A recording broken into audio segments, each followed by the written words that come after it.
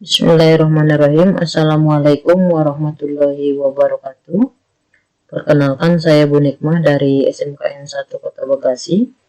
Hari ini kita akan melanjutkan lab 2.3, di mana lab 2.3 ini akan mempelajari tentang routing policy, yakni load sharing atau routing mart. Jadi di sini tujuan pembelajaran kita adalah membuat kebijakan terhadap jenis paket yang idle. Jadi maksudnya tadi kalau misalnya kita melihat di lab 2.2, di sini kan ada paket yang recursive next hop. Jadi ketika paket yang dilewatkan melalui jalur router 2 dengan router 1, otomatis yang ini nganggur atau idle, dia tidak aktif, dia sebagai backupan. Jadi kalau misalnya di utama ini masih tetap jalan, otomatis ini tidak akan berfungsi, atau misalnya dia cuma standby aja atau idle, istilahnya dia nganggur lah ini. Bagaimana supaya kalau misalnya ini kita biarkan nganggur secara terus menerus, maka dia lama-lama akan rusak tanpa dilewati satu paket. Makanya ini kita fungsikan bagaimana supaya jalur ini juga kita jadikan router MAC atau MAC routing. Nah, di sini kita akan membuat kebijakan terhadap jenis paket yang idle atau yang nganggur. Mengetahui cara load sharing menggunakan gateway tersebut sebagai traffic tertentu yang dibuat oleh admin jaringan. Jadi load sharing itu adalah kita sebagai admin itu menentukan bahwa paket yang melewati router itu kita inginkan paket apa, kita sendiri yang menentukannya. Memfilter paket yang berasal dari router. Jadi di sini kita membuat skenario bahwa kita akan mengadakan trace route dari PC3 ke PC1 lewat ISP router 4. Kemudian trace route dari router 3 ke PC1 lewat ISP R2. Jadi skenarionya adalah di sini bahwa ketika kita mau trace dari PC3 ke PC1, kita pingin itu lewat router 4. Jadi ketika dari PC3 ini mau trace ke PC1, kita pingin jalurnya ini, jadi kita tentuin nih lewat jalur backup ini router 4 menuju ke sini. Tapi ketika trace-nya itu dari router 3, maka kita meminta dia lewat jalur router 2, bukan dari router 4. Oke, kita coba labkan.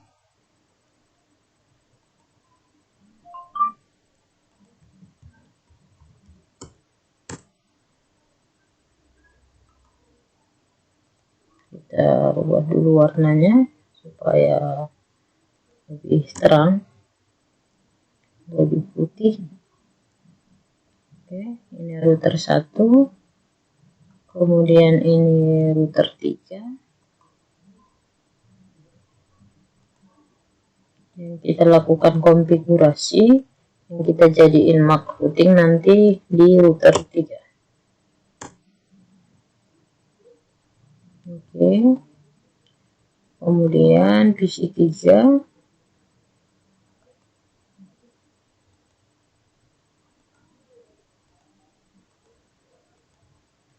IP 192.168.3.2/24, gateway-nya 192.168.3.1. Oke, ini PC3,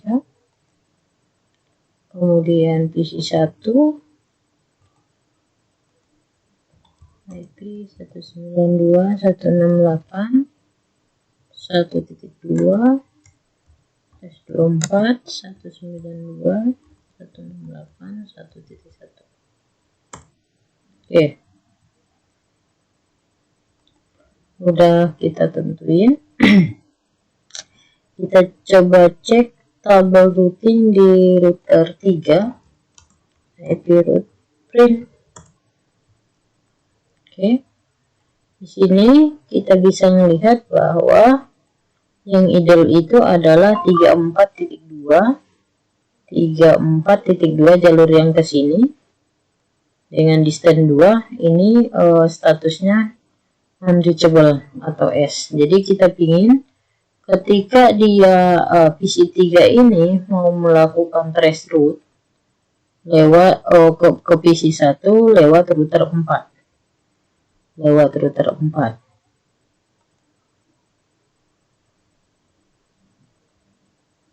Ini tabel routingnya. Kita akan nambahkan satu rule firewall mingle yang mengarah kepada LAN, yakni PC3, IP firewall mingle, chainnya pre-routing, interface-nya ICMP, action-nya routing, new routing mat ICMP LAN.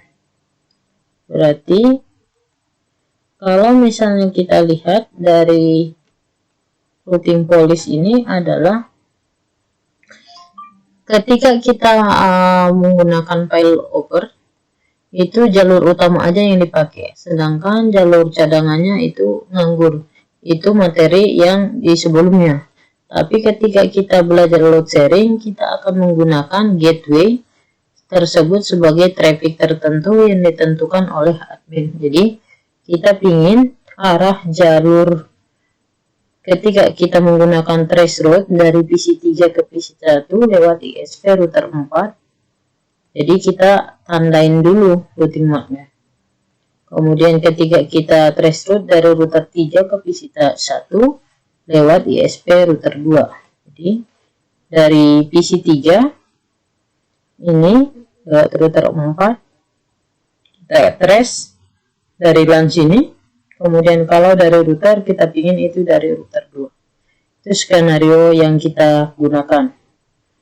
Kita masuk, kita akan setting di router 3. IP firewall mingle-nya itu kita menggunakan, dimana untuk firewall mingle itu cuma 2 chain input yang kita 2 chain yang berlaku, yaitu pre-routing sama output untuk routing mat. Kemudian aksennya MAC routing, kemudian new routing mat, nama yang akan kita isi. Fitur-fiturnya itu ada di firewall mingle. Oke, kita masuk ke router 3.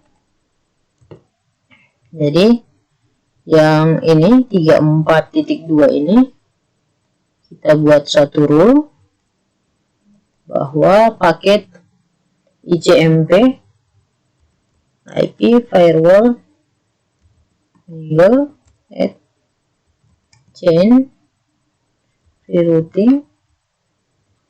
Kemudian kita coba cek dulu interface-nya IP address print. Jadi paket ICMP yang berasal dari PC3 itu kita lihat PC3 3.1 Ether 2. Oke. IP firewall at IP firewall mingle at chainnya rerouting, kemudian interface Ether 2, kemudian action routing map action map routing, kemudian new routing map ICMP dari LAN. Jadi setiap paket ICMP dari LAN kita tandai namanya itu sebagai MAC routing. Oke, kita coba cek dulu. Chain pre-routing, interface, protokol ICMP, action MAC routing, protokolnya ICMP.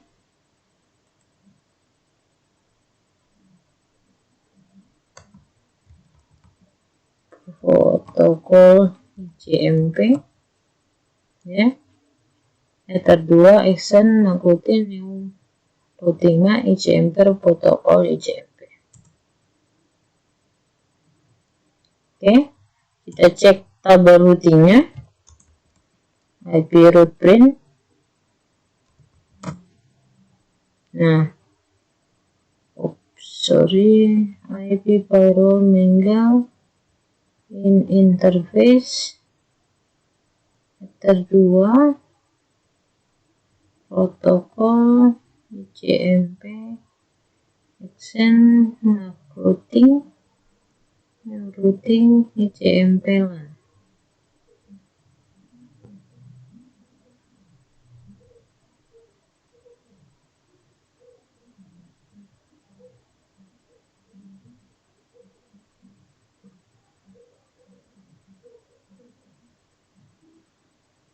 Oke, ini kita buat dulu rule-nya, IP firewall mangle-nya. In interface-nya ke arah Ether 2 ini 3.0, karena dari klien dari sini 3.0, jadi paket ping dari sini. Oke, kemudian setelah kita buat routing map-nya, kita pasang routing map tersebut pada gateway yang idle, yang nganggur. Dalam hal ini 34.2. Jadi kita set interface-nya menjadi IP route set 1, routing map-nya ICMP LAN. Kita tandain dulu. Oke. Setelah kita pasang ini tadi, yang ini 34.2 di stand 2, kita tandain IP route set 1 ini flag 1, yang ini set 1, routing map-nya kita arahin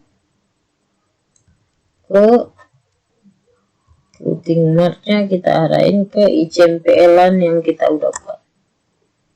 Oke. Setelah itu kita verifikasi tabel routing. Nah, di sini dia udah aktif. 34.2, ini di stand 2. Ini dia udah aktif tabel routingnya.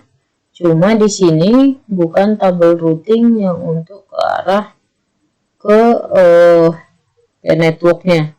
Tapi di sini setiap paket ICMP yang berasal dari LAN, makanya di sini dia statusnya aktif. Setiap paket ICMP, paket ping dari LAN. Nah, di sini dia aktif. Kita verifikasi dari PC3 ke PC1 dengan cara trace ke PC1 lewat jalur router 34.2. Kalau misalnya di sini 34.2 kan lewat sini, berarti kita trace dari PC3.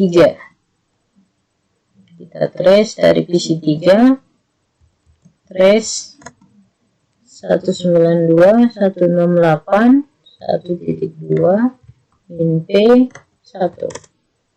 Nah, dia lewat jalur 34.2. Jadi dari PC3 ke 3.1, kemudian 34.2, kemudian ke 14.1, kemudian ke 1.0.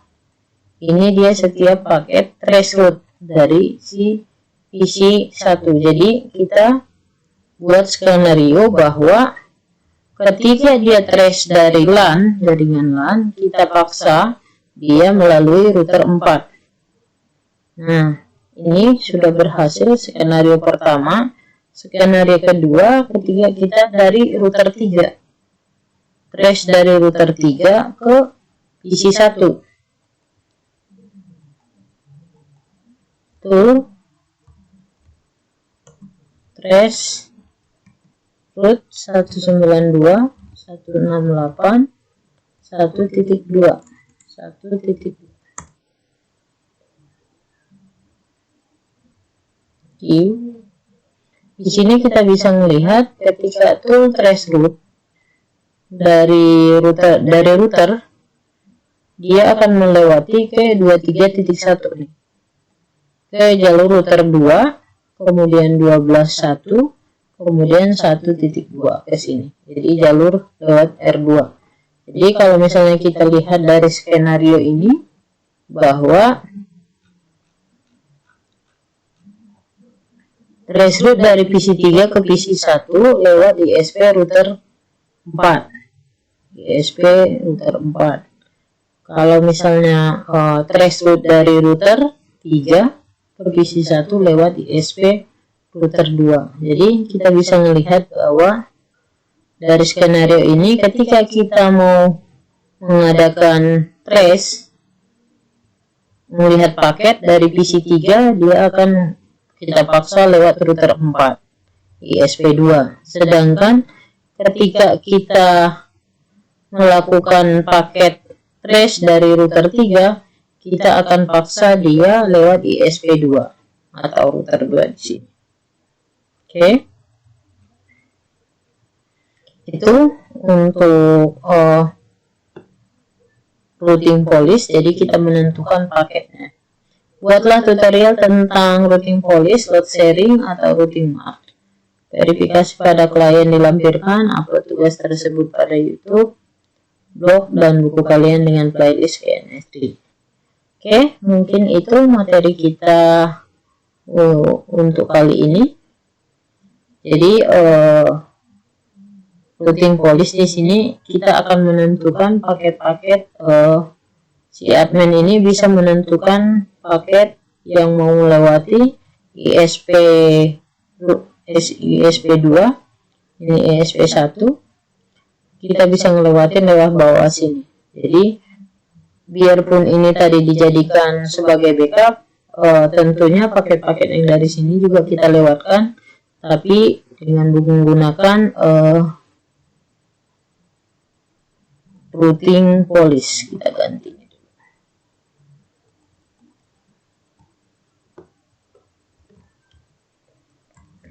Routing policy. Oke. Mungkin itu pertemuan kita kali ini.